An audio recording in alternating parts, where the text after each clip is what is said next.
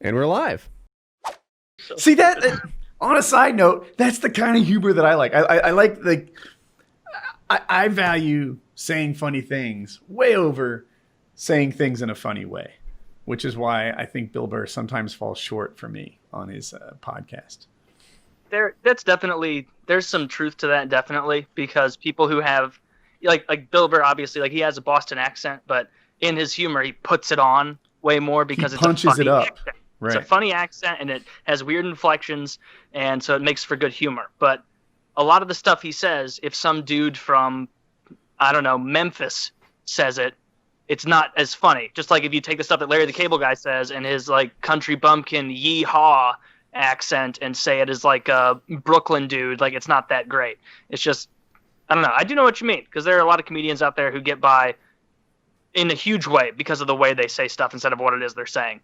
A lot of British comedians like that, I think, where they get by on not being like really funny, but more just being like smarmy Brits, where it's like, oh, I don't even have to explain the joke. You just don't get it. You tee hee hee. Like, it's a very dry sense of humor. Yeah, very dry. It's different. I see it way differently. Like really? To me, the cliche is the American comedian is the smartest guy in the room, and the British one is the dumbest guy in the room. And if you think about think of that routine where the guy talks about how farming is easy money. He's like, you wouldn't believe it. You know, this corn, it just goes out of the ground from nowhere. And then you can sell it, making money on it. And then these chickens are made out of chicken. You can sell that too. And he's just like easy money. You know, we got roosters. I don't even need an alarm clock. This is all, you know, it's not funny when I say it, but you know, the video, that guy's not pretending to be the smart. He's the dumbest guy in the room. And a lot of times British comedians do that. Whereas I feel the Americans, they're always the clever ones. You know, you think about George Carlin, Chris Rock, David Chappelle. They're the ones who figured everything out, and they're just enlightening you. I've never heard someone call him David Chappelle. Well, I knew him since he was little. Father, you know? Yeah. Call me David. I'm friends with his mom, and yeah, anyway. You said David, and then I had to backtrack when you said Chappelle. I was like, who is David? And then you said Chappelle, and I was like, wow. Fucking up names is my thing. That's a show that's like, it's tragic that it stopped so soon. And all because he had to go have like some awakening experience in Zimbabwe or whatever it was. Like, he stole his own prime career years away from himself, which sucks. But maybe he's doing a ton of money. Yeah, he's rich. Like, I don't see it that way. You know, he's like, I got enough money. Fuck it. I can do what I want. What he bought with his money was his own time, which is the coolest thing in the world to buy. It's the number one thing. And that's not what happened, though. He was afraid. He was just afraid. He was afraid of failure. He didn't think he could do it. He had like a nervous breakdown because he was afraid because didn't think he could make another season of that show. They were offering so much money, and he just ran away and did a bunch of crack. I didn't know that. I don't think the crack thing is true. Yeah. Yeah, I think the crack thing was like a media thing. Yeah, there was like that's not true though. Yeah, he likes crack. There's like an inside actors interview with him where he talks for like an hour and a half about that whole span in his life, and it's like one of the best interviews I've ever seen. The interviewer was like a white guy with a beard who looked like he belonged in a room with leather-bound books, right? Yeah. I've watched the same one. Is he like the Paley Center guy? No, I don't know. I can't remember. That Lipton guy, the guy from the inside the actor studio, the one who like reads off the index cards and everything. James Lipton? Yes. Yeah, James Lipton. Yeah. Yeah, that was a fantastic interview. And I wouldn't have best interview. Thought that guy would do it so well, but he knocked it out of the park. Yeah, and he has a line in there where he's like, crazy is the worst thing you can call someone. Now, I can think of worse things, but he's like, it's because it's dismissive. You know, you call someone crazy, and then suddenly any defense, any retort, like it's all just gone because that person's crazy. You've dismissed him. And I don't know, it bounced in my head. It's like, wow, like they really hurt his feelings because that was the prevailing opinion. You know, he just went crazy and didn't take the 50 million. But if you already have 30 million, you might not care about the other 50. And you know, that's about where he was. Yeah. I think he's lying. I think he was on crack cocaine in Africa. I don't think so. Has he talked about that before? He was like out there with his family. Like him and his family moved to Africa. Yeah, they like crack cocaine too. Yeah, he's just sharing the wealth. I think he wanted to go where he wasn't famous. I think that was his explanation, wasn't it? Yeah. And I don't know, pretty neat. But what was I gonna say? I had a Chappelle point. It's gone now. She's incredibly hot, and her body's like perfection. Yeah, it's a shame she's such a horrible person, clearly, because of that picture. You can't have that body and a soul. It does ruin you, doesn't it? Like I feel like if you're crazy good looking, then it's gonna fuck up something else about you. Your personality just won't fully develop or something, because too much of it comes too easily.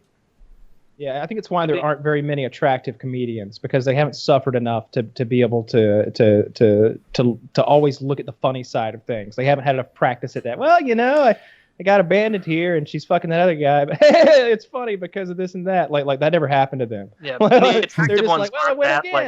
The attractive ones aren't that great. Who's an attractive really comedian? Attractive comedian?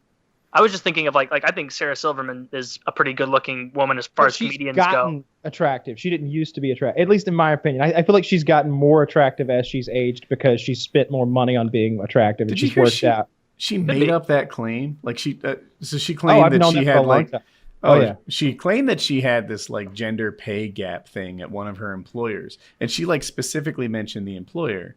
And now her new position is, okay, I was lying about that. There was no gender pay gap, but don't let this invalidate the other gender pay gap claims that people make.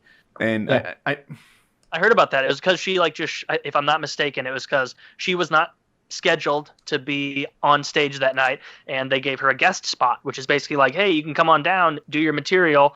You're not working for us tonight, but it's basically just time for you to hone your craft and get your next hour ready or whatever you're doing. And she did that and then went out and pretended like it's like if I went to your barbecue, Kyle, and cooked some brats and then got livid at the end of the evening when you didn't pay me for cooking.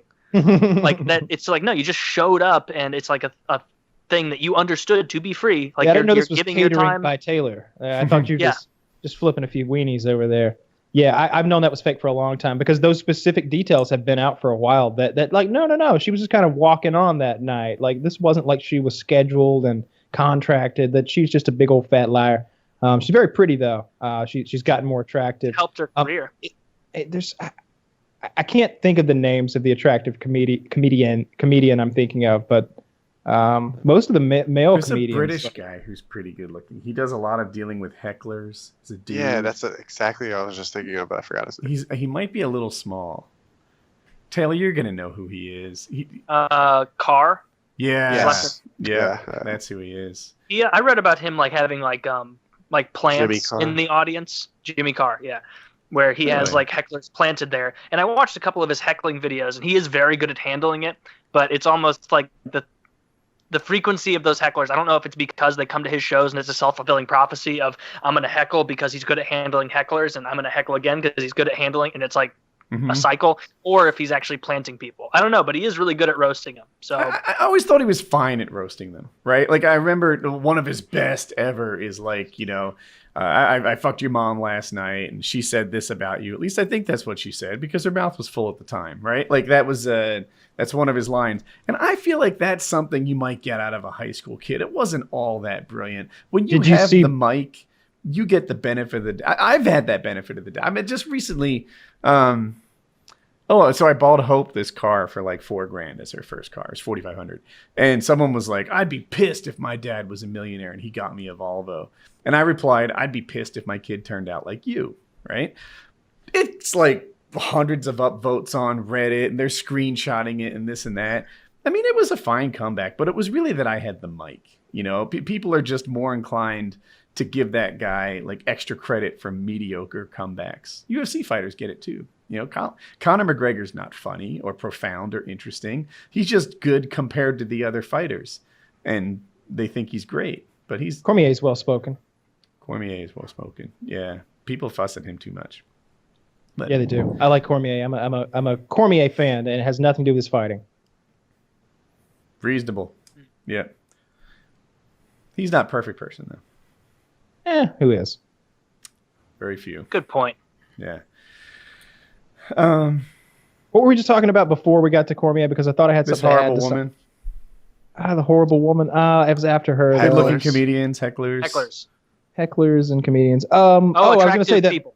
That Bill attractive Burr thing that I linked the other day of him with the blind guy in the audience. Did you watch that? Yeah, I've seen that before. That was he's like talking to some guy in the audience, and the guy's like, "Oh, but I'm blind," and he's like, "You're not blind." Like, he's like trying to tell him he's not blind, and then finally, when I was like, "Here's my cane right here," I've seen that pretty one. good. Yeah, I like that.